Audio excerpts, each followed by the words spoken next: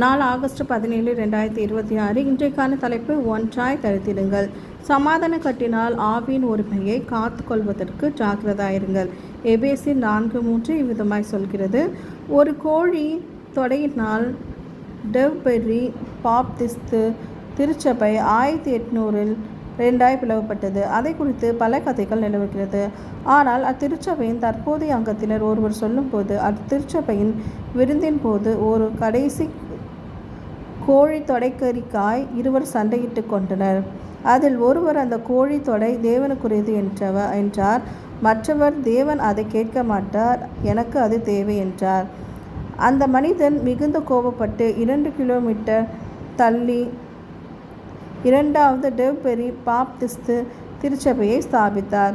அதிர்ஷ்டவசமாக அந்த திருச்சபைகள் பிரச்சனைகளை அமர்த்தி சபை பிளவுபட்டதற்கான இந்த கீழ்த்தரமான காரணத்தை தங்களுக்குள்ளாகவே மறைத்து கொண்டனர். இயேசு ஏற்றுக்கொள்கிறார். அவருடைய மரணத்திற்கு முந்தின நாள் இரவில் அவரை பின்பற்றுவர்களுக்காக அவர் ஜெபிக்கிறார்.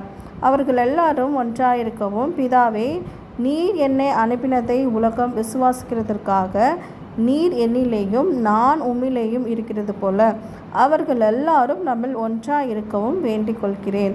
யோவான் 17:21-23. பவுல் ஏற்றுக்கொள்கிறார். சமாதான கட்டினால் ஆவியின் ஒருமையை காத்து கொள்வதற்கு ஜாக்கிரதாயிருங்கள். ஒரே சரீரமும் ஒரே ஆவியும் உண்டு என்று வலியுறுத்துகிறார். அவைகள் பிரிக்கப்படவும் முடியாது. நம்முடைய பாவங்களுக்காக கிறிஸ்துவின் சரீரம் உடைக்கப்பட்டது என்பதை நம்பும் நாம் அவருடைய சரீரமாக்கிய திருச்சபையை கோபம், புறம் பேசுதல், பிரிவினைகள் என்று தகர்க்கக்கூடாது. சபை ஊழல்களில் சிக்குவதை காட்டிலும் நமக்கு நாமே தீங்கிழைத்து கொள்வது மேல். மற்றவர்களுக்கு கோழி தொடையை தாருங்கள், அத்துடன் சுவையான தின்பண்டத்தையும் சேர்த்து தாருங்கள். திருச்சபையின் ஒற்றுமைக்கு உங்களின் பங்களிப்பு என்ன என்பதையும் அந்த ஒற்றுமைக்கு நீங்கள் வேறு என்ன செய்யலாம் என்பதை ஜெபத்தோடு சிந்தித்து நடைமுறைப்படுத்துங்கள்.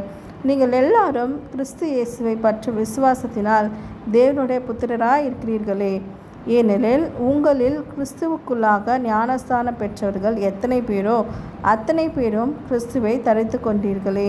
நீங்கள் எல்லாரும் இயேசு கிறிஸ்துவுக்குள் ஒன்றாய் இருக்கிறீர்கள். கலாத்தியர் 3:26-29 விவரமாய் சொல்கிறது. இன்றைய நாளுக்கான ஜெபம். பரலோக பிதாவே, மற்றவர்களோடு சமாதானமாய் இருக்க எல்லாரோடும் இணைந்திருக்க உதவி செய்யும். ஆமேன்.